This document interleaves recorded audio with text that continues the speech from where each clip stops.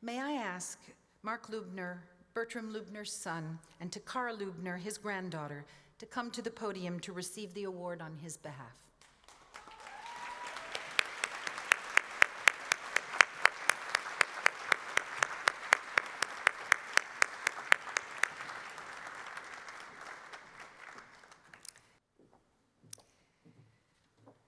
A little over a month ago, we lost Bertie Lubner just weeks before he intended to come to Paris with both of you. I had the great pleasure of talking with your father and grandfather for over an hour while he was in the hospital, and was thus able to experience firsthand the legendary kindness and warmth and charisma of this South African businessman and social entrepreneur who for the past 25 years has devoted himself to building with local communities, the government, and the business community a support system for the rights, well-being, education, and development of children and youth in the townships of South Africa. The model he developed in founding Afrika Tikkun, an organization that brings together non-governmental social and community entrepreneurs, government as an effective service delivery partner, and business in the form of corporate social investors in sustainable change and development, has had durable impact from cradle to career on the lives of South African youth. Bertie also founded the Field Band Foundation, an organization that developed 40 college bands of 120 members each, bringing life skills as much as musical skills to over 5,000 children living in some of the most disenfranchised areas.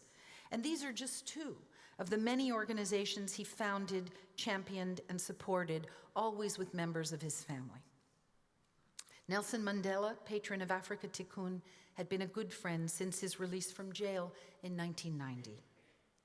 Tikkun Olam is a Jewish concept that means engaging in acts of kindness to repair or perfect the world.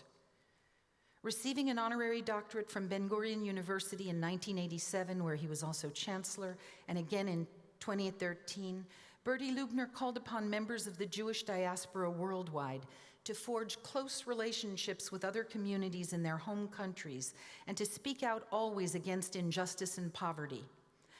And I quote him, "Unless we as a people around the world are united with others who make up the fabric of any country, we can never win any war on human rights, on identity, and on overcoming poverty."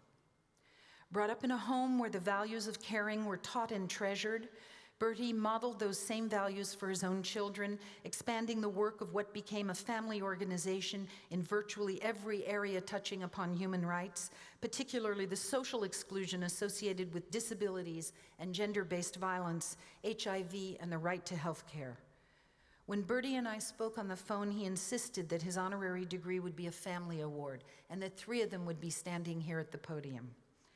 As his son Marc had for years led Afrika Tikkun and brought it forward into its latest manifestation and most successful. And Marc's daughter and Bertie's granddaughter, Takara Lubner, class of 14 at AUP, who's standing here at my right, founded AUP Cares, which is one of our most successful student organizations, today an umbrella organization for all of our social entrepreneurship, philanthropic, and volunteer activities on campus while she was a student at AUP. At the same time she had the time to graduate magna cum laude, earned a 3.8 GPA, and Departmental Honors in philosophy, politics, and economics. Takara's founding work at AUP is a third-generation project in the Lubner family tradition, an exceptional example to hold up to our graduates.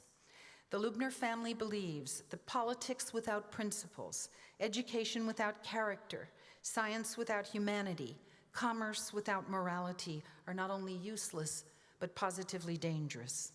Honoring Bertie's wishes today, we at the American University of Paris are very pleased to present his doctorate in humane letters, honoris causa, to his son and granddaughter, with deep recognition of the way in which his life work has also been that of his family. Thank you.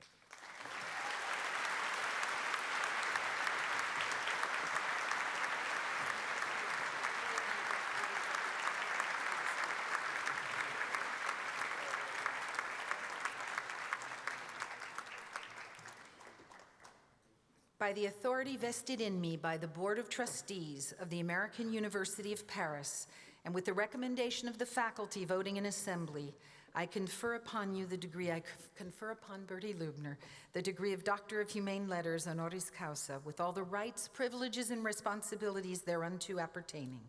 As you accept this degree in hood, we welcome you into the American University of Paris community. Would you like to say a few words?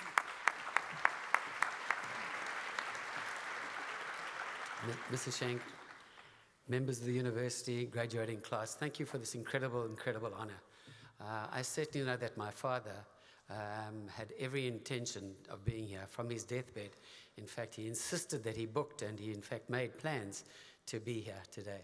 So I have no doubt that he is with us. And when I saw his photograph coming up repeatedly on the screen, I figured it was probably him messing around with electronics.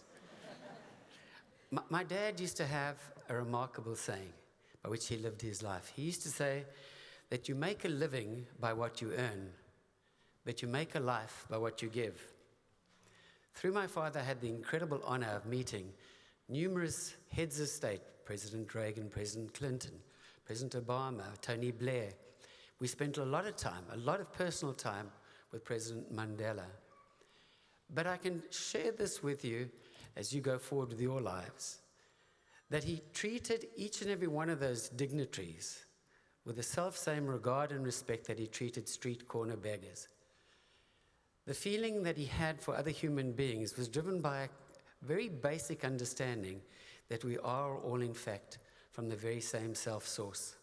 He had this ability to respect each and every single human being, irrespective of their status, but rather by the way that they lived according to their authenticity and their sincerity.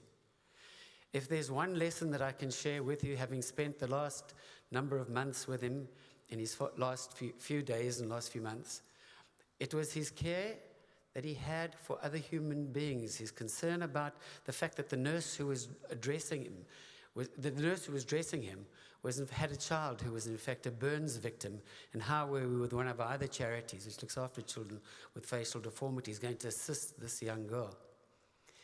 When he passed, some 5,000 to almost 6,000 emails were received. The emails didn't talk about the success that he had made financially alone. The emails invariably all spoke about the remarkable sense of humaneness that he evoked in each and every single one of us.